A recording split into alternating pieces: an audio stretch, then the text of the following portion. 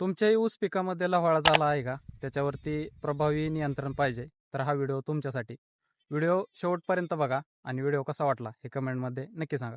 नमस्कार शेतकरी मित्रांनो, मी ऋषिकेश शिरकर. स्वागत आहे तुमचं कृषी विथ ऋषी या युट्यूब चॅनलमध्ये. शेतकरी मित्रांनो, सध्याची जर परिस्थिती पाहिली तर जी काय आपल्या भागामध्ये जी काय ऊसाची लागवड आहे तर ती मोठ्या प्रमाणात आपल्याला झालेली पाहायला मिळते.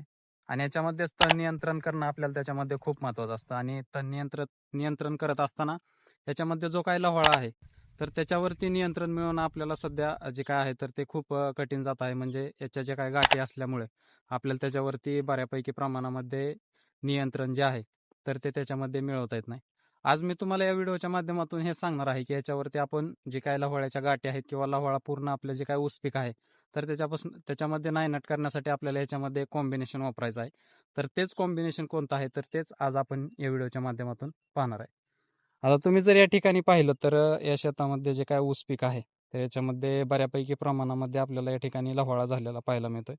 याच्याबरोबरच जे काय जाड दांड्याचं किंवा लांब पानाचं किंवा मोठ्या पानांचं याच्यामध्ये आपल्याला लांब पानाचं, जाड पानांचं आपल्याला याच्यामध्ये गवत पाहायला मिळतंय. याच्यावरती पण प्रभावी नियंत्रण मिळवण्यासाठी आपल्याला ते जे काही तणनाशक आहे तर ते उपयुक्त ठरणार आहे.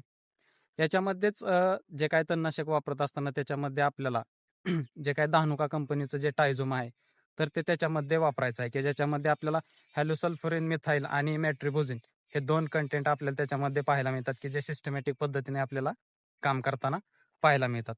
हे जे काही सिस्टमॅटिक पद्धतीने काम करत असताना जी काही झाडांची पूर्ण नर्वस सिस्टीमला पूर्णपणे डॅमेज करून आपल्याला त्या ठिकाणी गाठींसकट जो काही लव्हाळा आहे किंवा दुसरं पीक आहे, दुसरं जे काही तण आहे तर त्याच्यावरती नियंत्रण आपल्याला त्याच्यामध्ये मिळालेलं पाहायला मिळतं. त्याच्यासोबतच वापरत असताना कुठल्याही चांगल्या कंपनीचं जे काय 2,4-D आहे तर ते त्याच्यामध्ये वापरायचं आहे की ज्याच्यामुळे जो काय काँग्रेस वगैरे आहे तर त्याच्यावरती आपल्याला नियंत्रण मिळालेलं पाहायला मिळेल. शेतकरी मित्रांनो, हे वापरत असताना याचं प्रमाणही वापरणं खूप महत्त्वाचं असतं. कारण कमी जास्त झालं तर याच्यामध्ये जे काही तण आहे तर ते आपल्याला जळालेलं पाहायला मिळत नाही.